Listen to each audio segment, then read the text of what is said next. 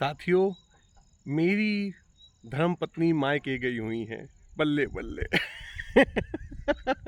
तो मेरी पत्नी मायके गई हुई हैं, और जब आपकी पत्नी, आपकी बीवी मायके जाए तो क्या करना चाहिए, उसको लेके छोटा सा सजेशन है। तो पहला सजेशन दोस्तों, जब हम शारीरिक तौर पे एक दूसरे के पास होते हैं, घर में डेली जीवन को जो एक्टिविटीज़ होती हैं उसको मैनेज करते रहते हैं, तो कभी कभी उस गति में हम थम नहीं पाते हैं, और जब थम नहीं पाते हैं तो विश्लेषण कर नहीं पाते हैं।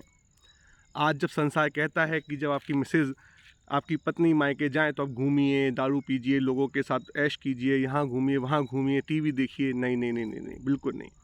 जब आपकी पत्नी मायके जाएं तो सबसे पहला काम ये कीजिए, ये जो मौका मिला है जूम आउट होने का, आप दोनों के शरीर अलग अलग हैं, डेली जीवन की जो प्रॉब्लम्स हैं वो एक दूसरे के साथ डील नहीं, मतलब मिलके डील नहीं करनी पड़ रही हैं, तो जूम आउट होइए।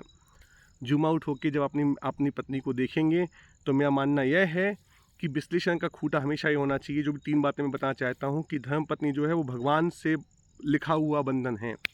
आज दुनिया ये बोलती है कि नहीं पट रही है, छोड़ दो, ऐसा नहीं, ये सब गलत बात है। यदि धर्म पत्नी आपकी बनी है कोई, उसके पीछे प्रकृति का एक संदेश है। तो धर्म पत्नी अच्छी मिले तो अच्छी, और कम अच्छी मिले तो बहुत अच्छी। तो कहने का मतलब, यदि धर्म पत्नी थोड़ा सा दूर हैं, जूम आउट होइए, आप थोड़ा सा ध्यान से देखेंगे, आपको उनकी अच्छाइयाँ दिखना स्टार्ट हो जाएंगी।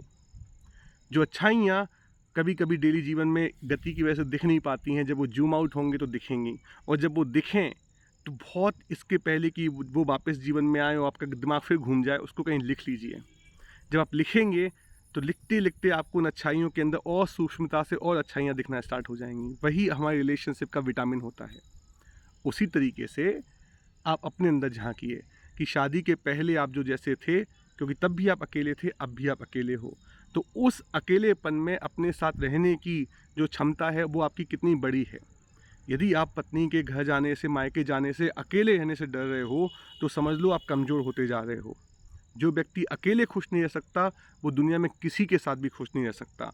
तो अब देखिए कि क्या पत्नी के मायके जाने के बाद अब अकेले में खुद के साथ अच्छा समय स्पेंड करने की ताकत आप में है कि नहीं।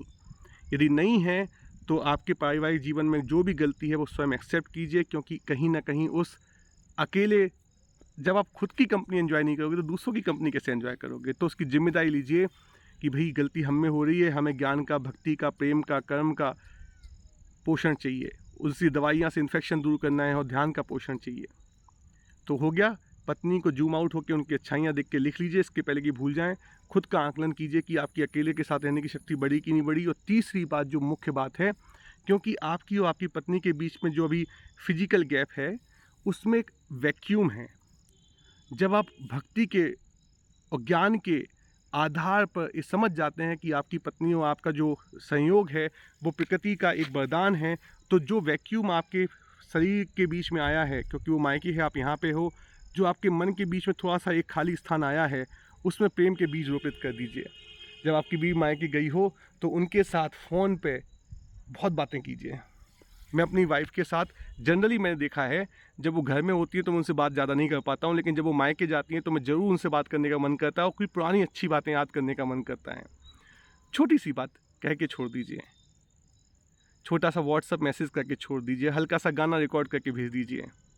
और जब आप इस वैक्यूम में, क्योंकि आपकी और पत्नी के बीच में जो जगह आई है, फिजिकल डिस्टेंस, वो मायके जाने की वजह से, आप प्रेम का बीज डालेंगे, वो बहुत बड़ा फल देता है। हो सकता है 1 साल बाद, 2 साल बाद, जब गर्मी का समय होता है तो उस बीज के जो वृक्ष बनेंगे, जो गर्मी मतलब जब कभी रिश्तों में टेंशन आती है, उस समय यही जो बीज हैं फल बन के बरगद के, पीपल के आपको ठंडक पहुंचाएंगे।